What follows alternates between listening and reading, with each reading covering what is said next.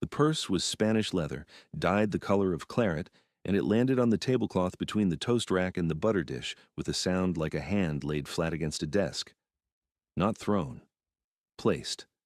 The Dowager Duchess of Worley had never thrown anything in her life. Thea looked at it the way one might look at a second fork laid at a setting that required only one, with mild interest briefly, before returning to her plate. 300 pounds, the Dowager said. She remained standing. She had not removed her pelisse. The visit, her posture announced, would not require sitting. Enough to establish yourself quietly. A cottage near Lyme or Bath if you prefer society. A modest annuity can be arranged through my solicitor once the separation is formalized. The breakfast room at Worley Court caught the morning from two directions. East-facing windows threw long rectangles of May sunlight across the floor, and the south bay held a cushioned seat where Thea sometimes read after the meal was cleared. At this hour the room was luminous, white linen, white china edged in cobalt, a crystal jug of water refracting small rainbows across the sideboard.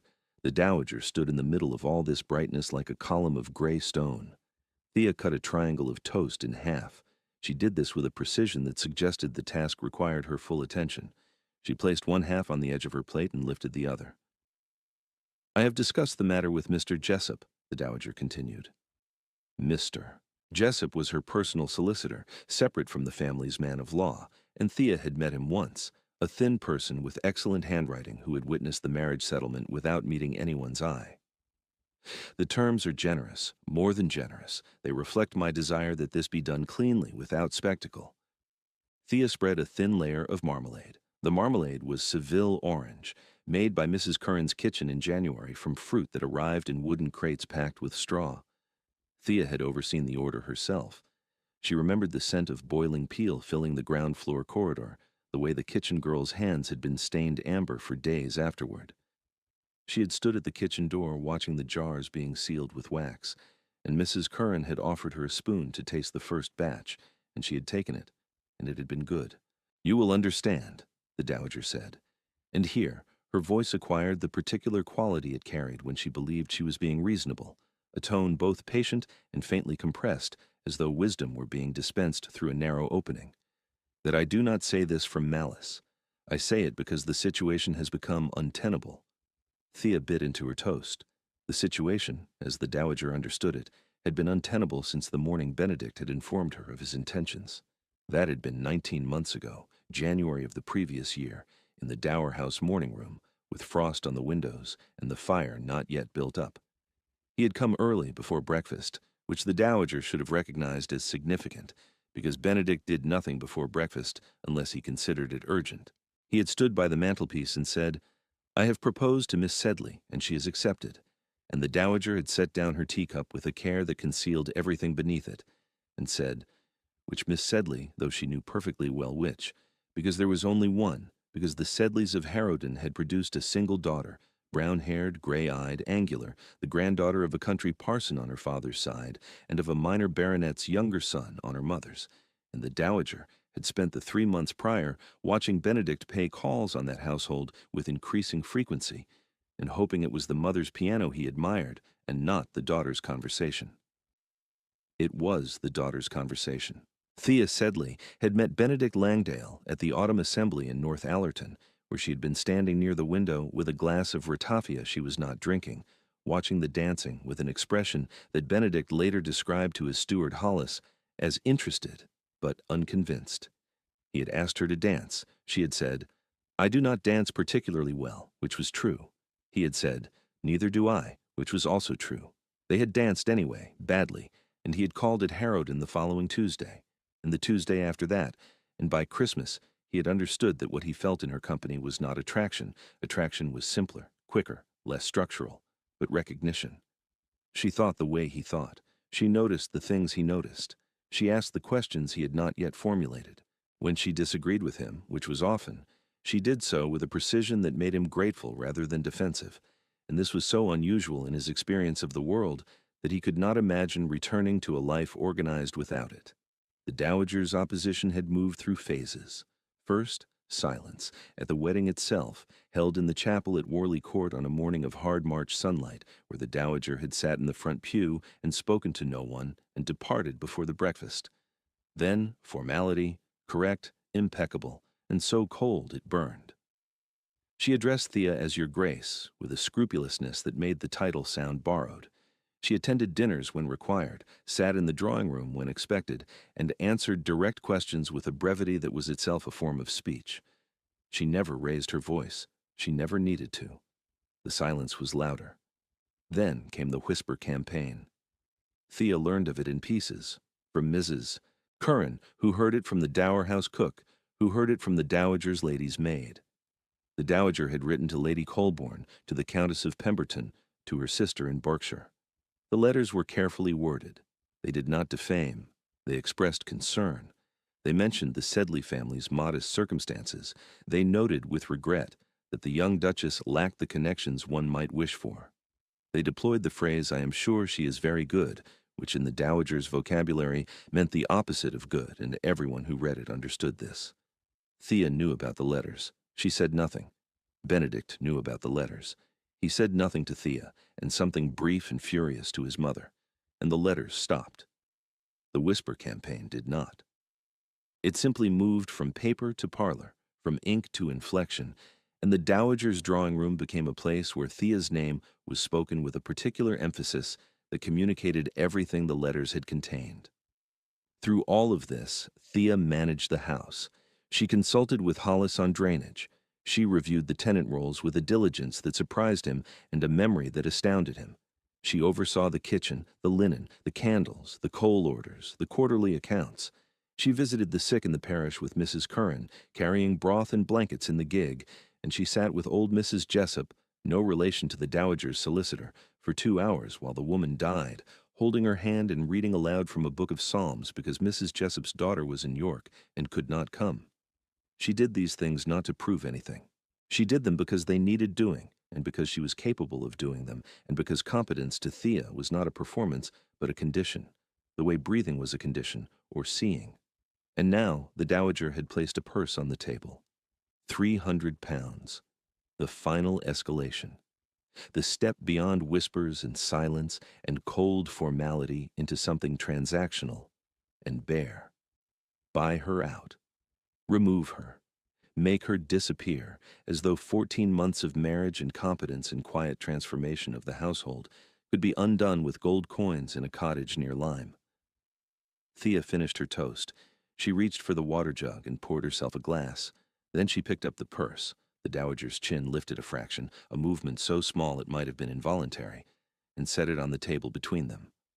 Not pushed back, not tossed. Set down, the way one sets down a book one does not intend to read, with a care that makes the disinterest worse. "The eggs are very good this morning," Thea said. "Will you sit?" The dowager did not sit. She stood for another 4 seconds. Thea counted them by the mantel clock's tick, because by now she had learned to count things in the dowager's presence, to measure silences and weigh glances the way one weighs flour, precisely, so that nothing collapsed, and then she turned and left the breakfast room. Her footsteps crossed the hall. The front door opened and closed. Gravel crunched under carriage wheels. Thea set down her fork. Her hands, she noticed, were trembling. Not her voice, not her expression. Her hands, beneath the table where no one could have seen them, were shaking badly enough that the fork tapped twice against the plate's edge when she released it. She pressed both palms flat against her lap and breathed until they stilled. The purse sat on the white tablecloth in the morning light, claret dark and glossy, and neither Mrs. Curran, nor the footman James, nor the girl who came to clear the toast rack touched it. They moved around it the way water moves around a stone in a stream, naturally, without comment, as though it had always been there. Benedict found it at 10:30. He had been riding since 7, a habit formed in the years after his father's death, when the estate had required more attention than his education had prepared him to give, and the saddle had become the one place where the ledgers could not follow. He came into the breakfast room smelling of hoarse and cold air, his riding coat darkened at the shoulders with dew, and he saw the purse before he saw anything else. He did not pick it up. He stood in the doorway looking at it the way a man looks at a document he already knows the contents of, and then he looked at Mrs. Curran, who was replacing the coffee urn. "Her Grace was here," Mrs. Curran said. She meant the elder, her Grace. She did not elaborate. She did not need to. How long? A quarter of an hour, Your Grace, perhaps less. And the Duchess? In the morning room. She asked for fresh tea at 10. Benedict crossed to the table. He picked up the purse.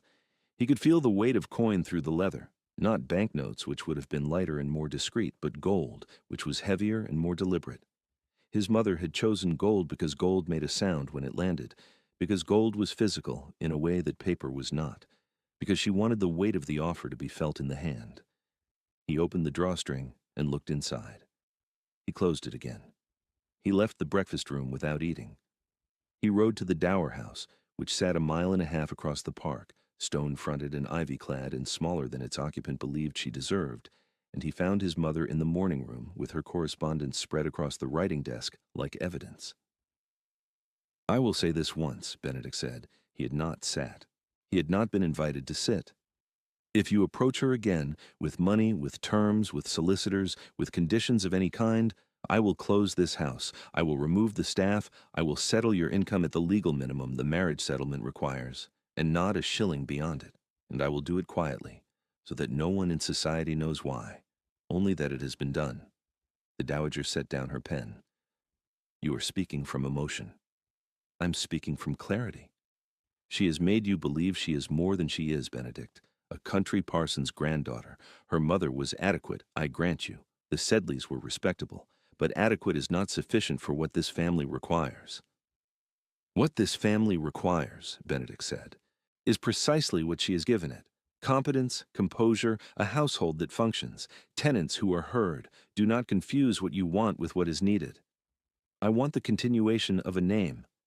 Then you should be grateful. She has given you that, too. He meant the pregnancy, which was early, 2 months, perhaps 10 weeks, and which Thea had told him 3 days before, in their bedchamber, with the curtains open and the evening light catching the copper in her hair. She had told him simply, without ceremony, and his response had been to take her hand and hold it for a long time without speaking, because the words that came to him were all inadequate, and he had learned, from her, that silence could carry what language could not. The Dowager did not know. She would not know for weeks yet, until the quickening made discretion impossible, and by then the ground between them would have shifted in ways she could not reverse. Benedict left the Dower House. He did not tell Thea what he had said. This was both instinct and error, the withholding, the management of her situation without her knowledge, and he would come to understand it only when she told him, months later, that protection offered without consultation was just another kind of purse laid on a table. The words struck him like cold water, not because they were unkind, but because they were exact, and after that he did not shield her from anything without asking first. But that lesson was ahead of him. For now he rode home through the park, past the lake where the willows were just beginning to green, past the south meadow where the tenant children were flying a kite made from brown paper and hazel sticks, past the walled garden where the first roses of the year were opening in colors his mother would have been able to name, and he could not. The estate was beautiful in May. He had known this abstractly for years, had seen it in the ledgers as value, in the surveys as acreage.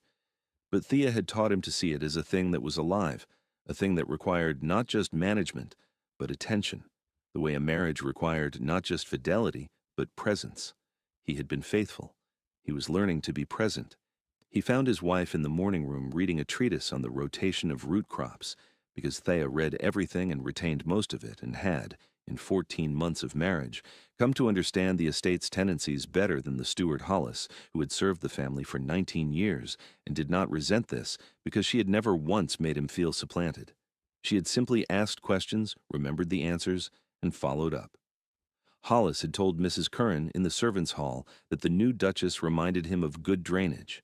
You did not notice it until you saw what happened without it. Thea looked up when Benedict entered.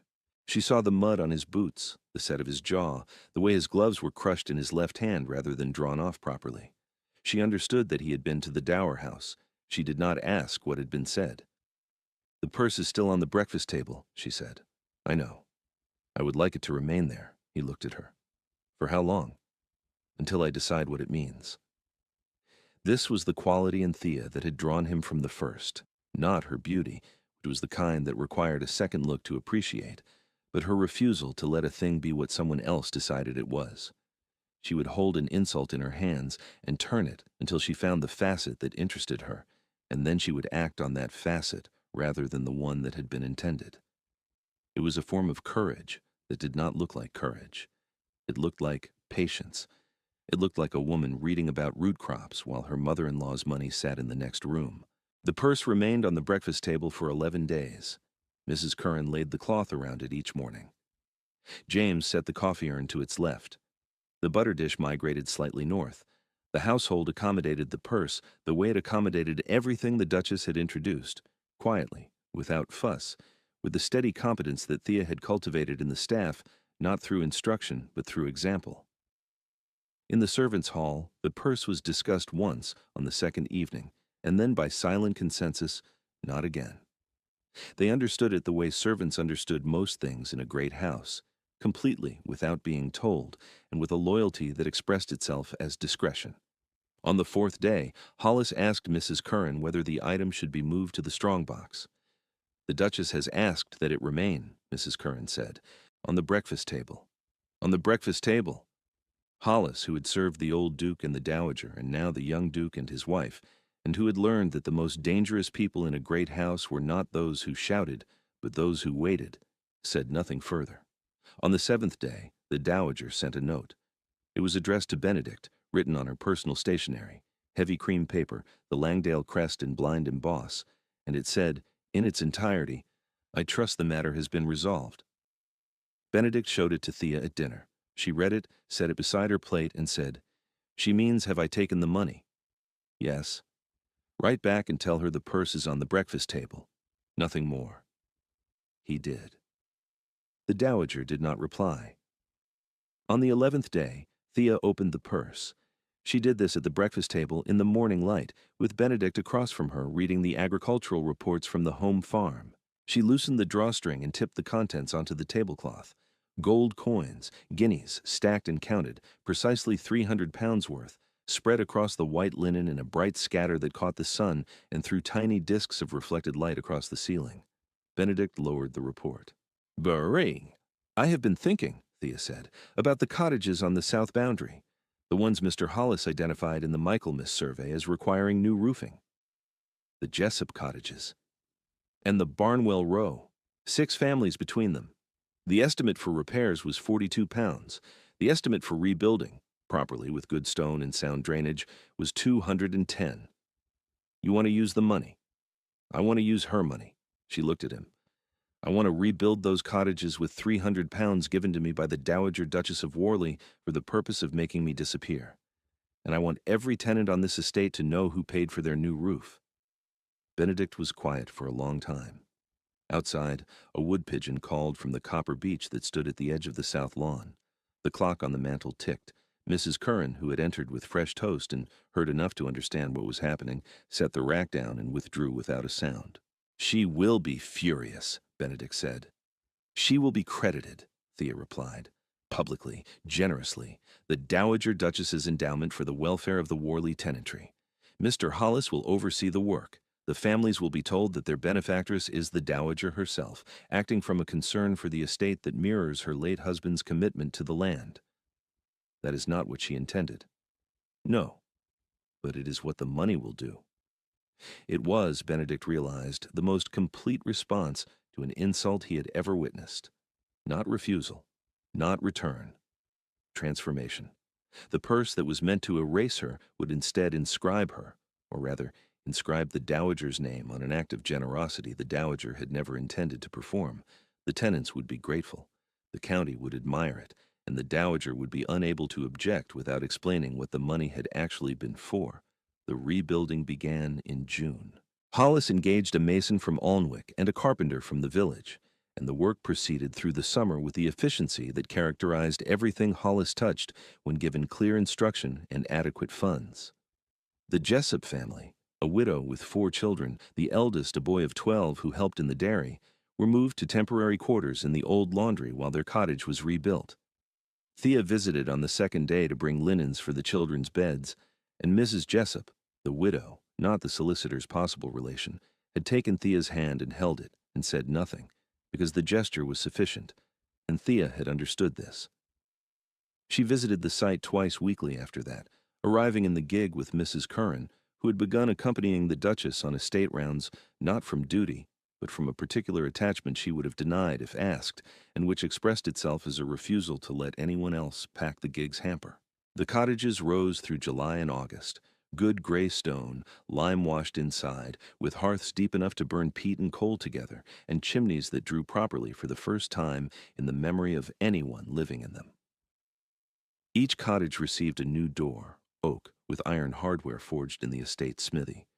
The drainage, Thea had been specific about the drainage, and Hollis had smiled privately at the specificity, because of course she had, ran into a new culvert that emptied cleanly into the beck below the south field. The Dowager learned of the endowment in August, when Lady Colborne mentioned it at a dinner in Harrogate. "Your mother-in-law's cottages," Lady Colborne said to Benedict, with the particular warmth that society reserved for acts of charity, it found surprising. How generous of her. One does not always expect such attention to tenants from a woman of her generation. Benedict smiled. "She has always cared deeply for the estate," he told Thea that evening. She was sitting at her dressing table, her hair unpinned, the candlelight catching the shadows beneath her cheekbones, and the new fullness at her waist that her day dress concealed, but her evening wrapper did not. She received the information with a nod that was neither triumphant nor satisfied, but simply complete, the way a ledger is complete when the final column balances. "Did she say anything?" Thea asked. "Lady Colborne? Your mother. I have not spoken to her since May."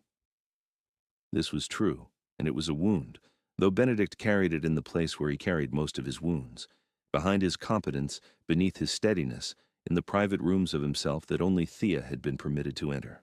He loved his mother. He did not like her.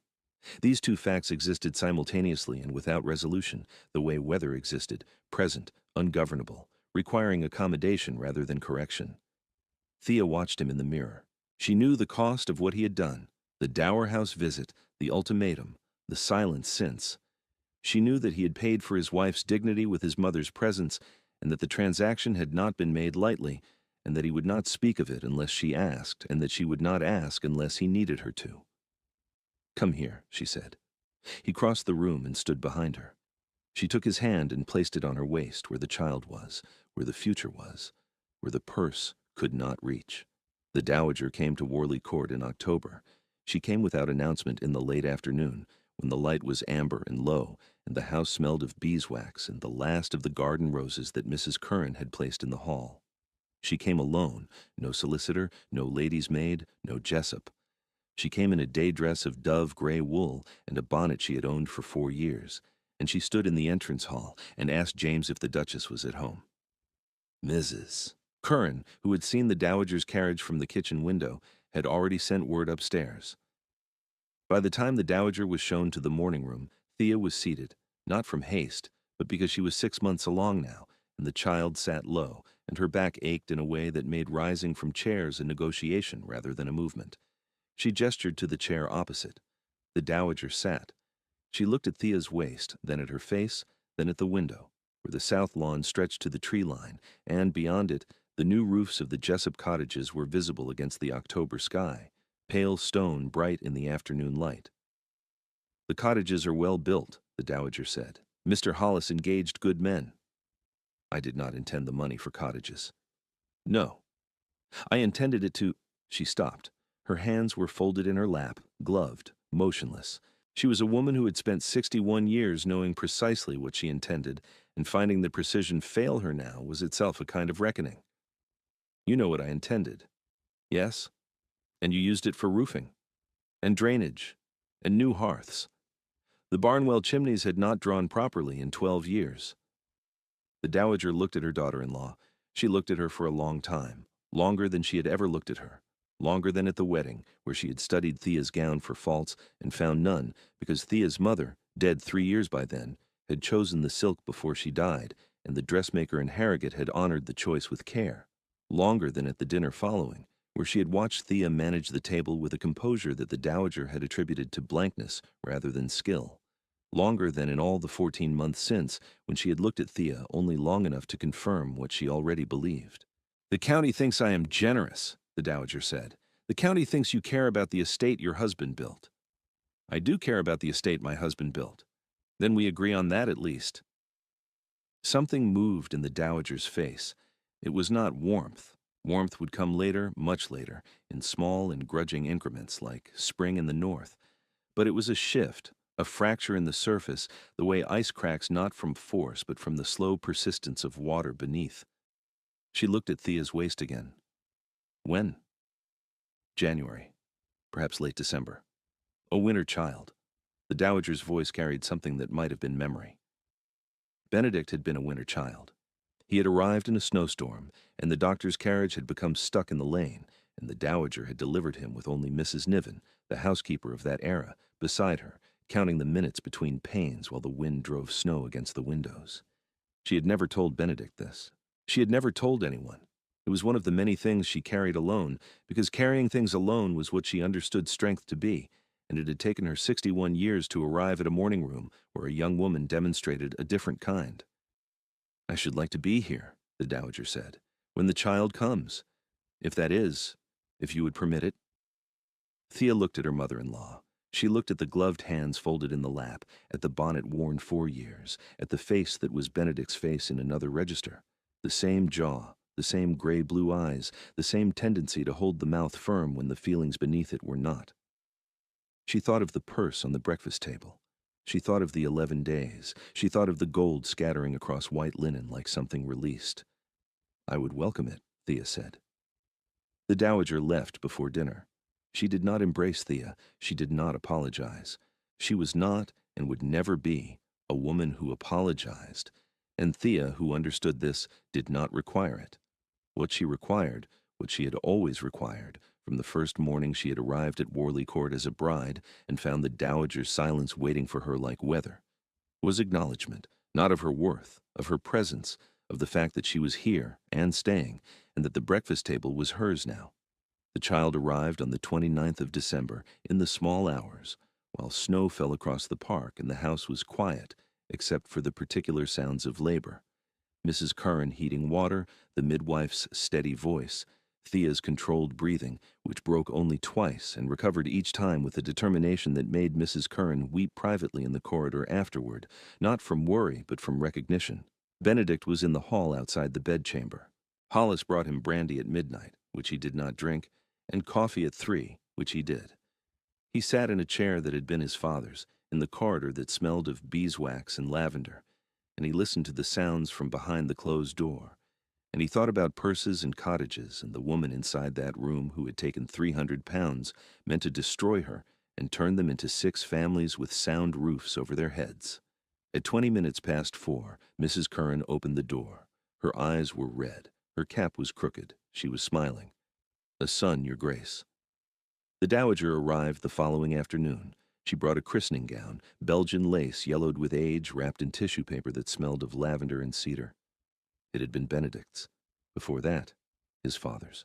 Before that, his grandfather's, who had been the first duke and who had built the east wing of the house and the south wall of the garden and the library where Thea sometimes sat, reading about drainage and crop rotation and the responsibilities of land. She placed it on the bed beside Thea and the child, and she said, "His name?" "George," Thea said, "after your husband." The dowager's hand went to her mouth. It stayed there for 3 seconds. Thea counted, because she still counted things in the dowager's presence, though the habit had lost its vigilance and become something closer to tenderness. And then she lowered it and looked at her grandson, who was sleeping with the absolute commitment to sleep that only the newly born possess.